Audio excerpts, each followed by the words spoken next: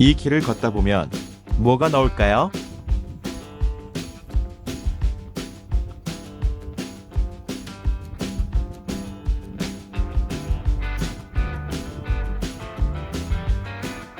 (3월) 말이지만 아직도 겨울의 흔적이 채 가시지 않았습니다.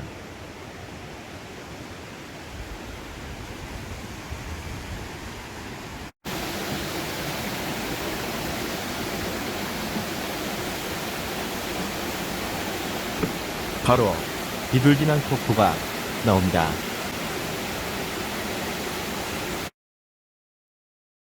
비둘기낭 폭포는 경기도 포천시 영북면 대회선 위에 위치합니다. 높이가 17m에 이르는 폭포 소리와 에메랄드 소가 올린 풍경은 감탄을 자아냅니다. 물빛이 영롱한 초록색을 띠는 것은 석회 성분 때문입니다.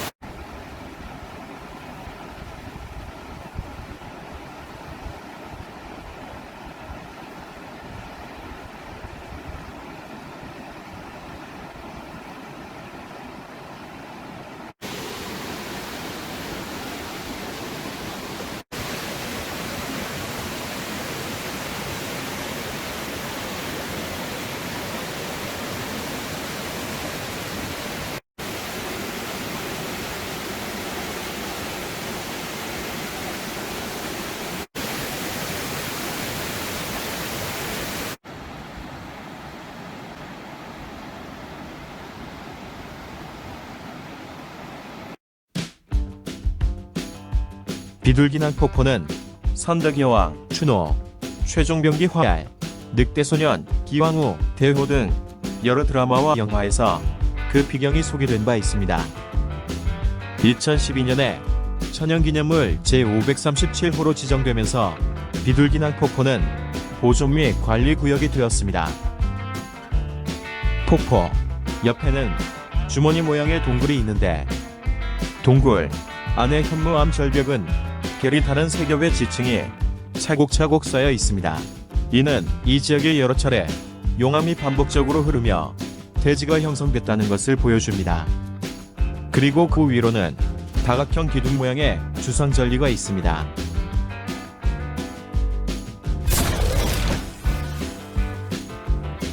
용암이 급격히 굳으며 생성된 다각형 기둥 모양의 주상절리가 조각품처럼 아름답습니다.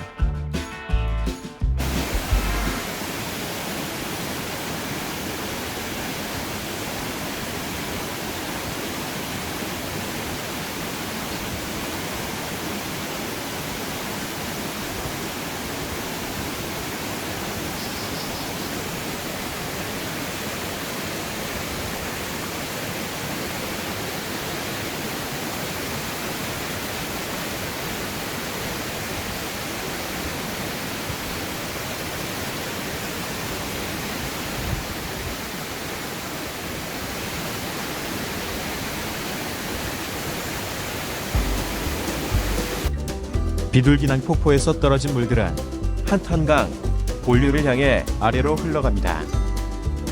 비둘기낭 폭포 주변의 주상절리를 포함해서 한탄강을 따라 형성된 여러 주상절리가 절경을 이루고 있습니다. 그렇다면 한탄강의 주상절리들은 어떻게 생겨난 것일까요?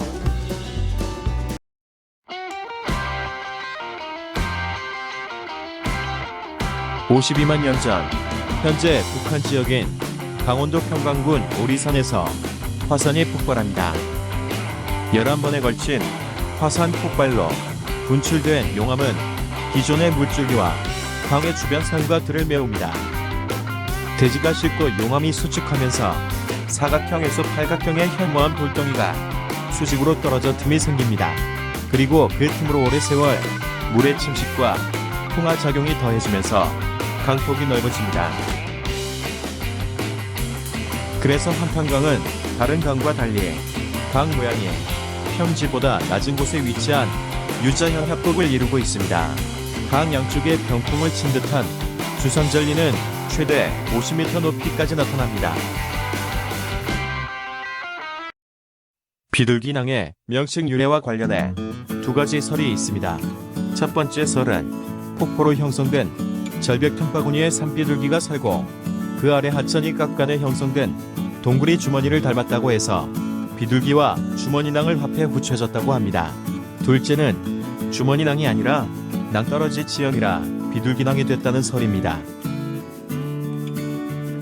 참고로 지구상에는 약 300종의 비둘기과 조류가 있는데 이 중에서 한국에는 집비둘기, 양비둘기, 흑비둘기, 염주비둘기, 맥비둘기 등 5종이 텃새로 살고 있다고 합니다.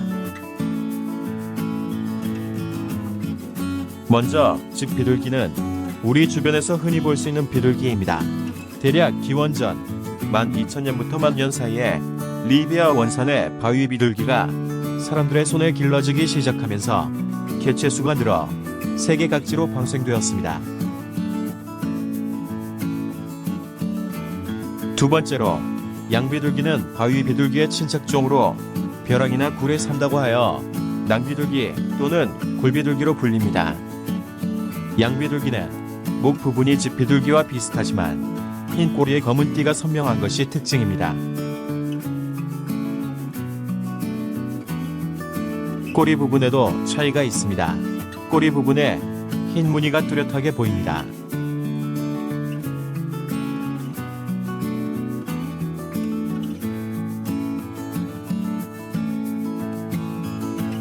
토종 텃새이면서도 흔히 집비둘기와 비슷해서 양비둘기는 외래종 취급을 받거나 천대를 받아 그 개체수가 줄었습니다. 자칫하면 이미 멸종한 토종 텃새, 큰 악새처럼 낭비둘기도 사라져버릴 수 있습니다. 세 번째로 흑비둘기는 온몸이 검은 비둘기과의 새이며 몸 길이가 약 40cm로 우리나라 비둘기류 중에서 가장 큰 종류입니다. 흑비둘기는 한정된 지역에서만 분포하는 희귀한 텃새이므로 세계자연보전연맹은 이를 국제적 보호종으로 지정하고 있습니다. 우리나라 역시 흑비둘기를 천연기념물로 지정해 보호하고 있습니다.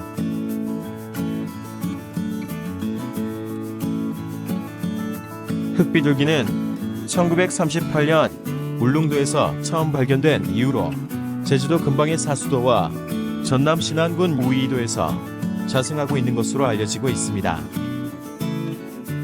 환경부 산하 국립생태원에 따르면 울릉도에 서식하는 흑비둘기의 경우 우리나라 울릉도에서 여름을 보낸 뒤 일본 후쿠오카 해안으로부터 북쪽으로 60km 떨어진 오키노시마 섬에서 겨울을 나고 있는 것으로 확인됐습니다.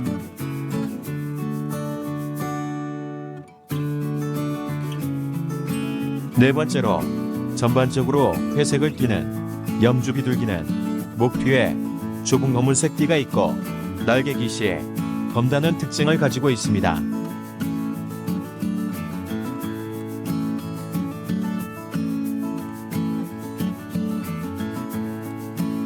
비둘기 마술의 주인공으로 종종 등장하는 염주비둘기는 유라시아 대륙에 폭넓게 분포해 있으며 우리나라에서는 홍도를 비롯한 서해안의 섬 지역에서 볼 수 있습니다.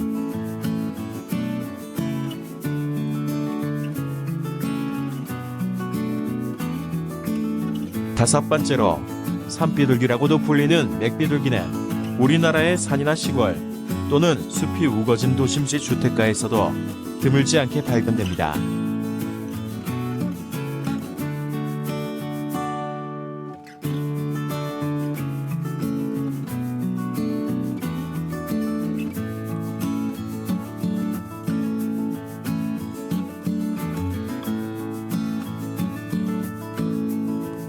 보통의 집비둘기와는 달리 맥비둘기는 물이 지어 다니지 않으며 몸의 색깔이 나무등결과 비슷한 젓갈색의 보호색을 띠고 있습니다.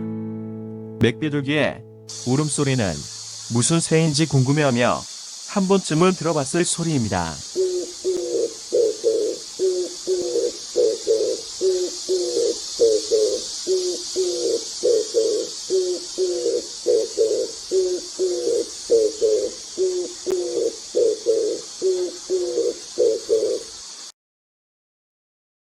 그런데 말입니다.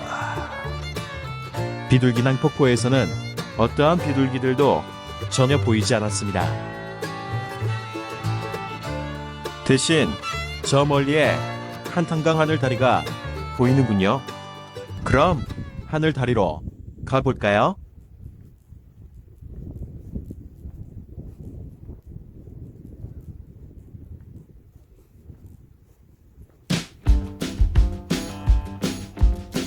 평일인데다 코로나19 때문에 인적이 드물어 3월 말에 청명한 포천 날씨에 트레킹하기는 너무 좋습니다.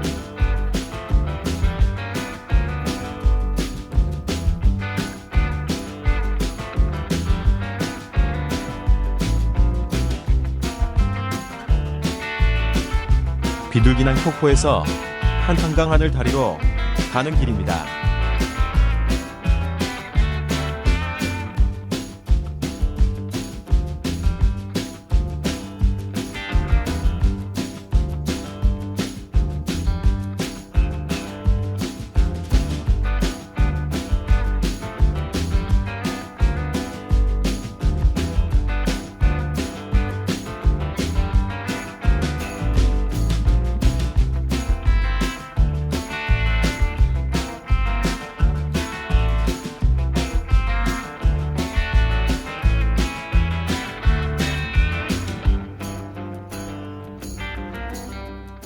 한탄강 하늘다리에 도착했습니다.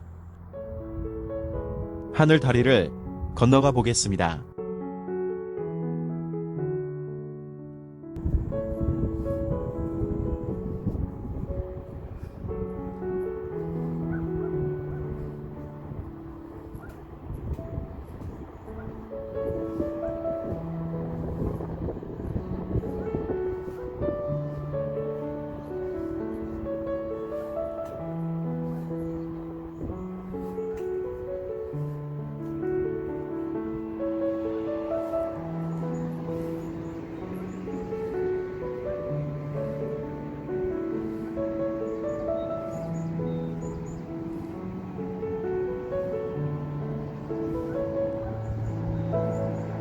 하늘다리를 건너면 한탄강 주상절리길 4코스인 멍우리길로 이어집니다.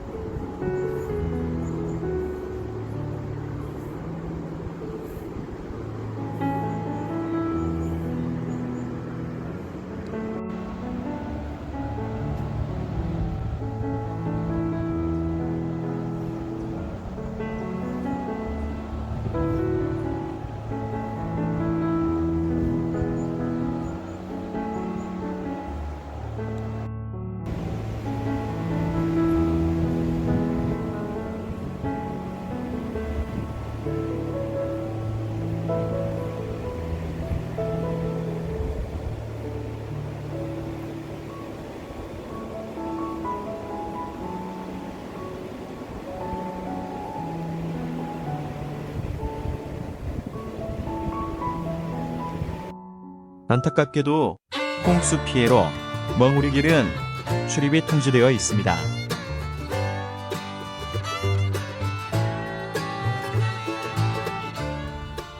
다시 벼룩길 쪽 방향으로 되돌아갑니다.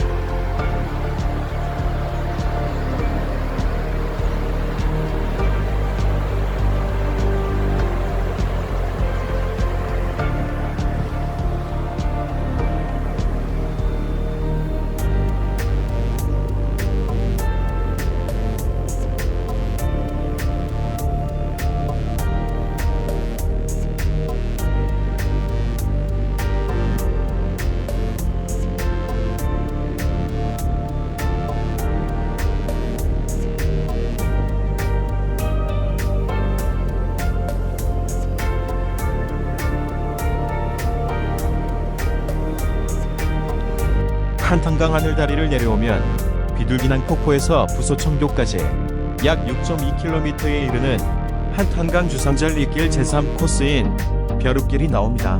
벼룩길을 걷다 보면 한국의 그랜드 캐니언으로 불리는 멍우리 협곡 구간이 나옵니다. 벼룩길 트레킹은 다음 기회로 넘기고 여기서 15km 정도 떨어진 그 옛날 군 복무했던 곳을 찾아 추억 여행을 떠납니다.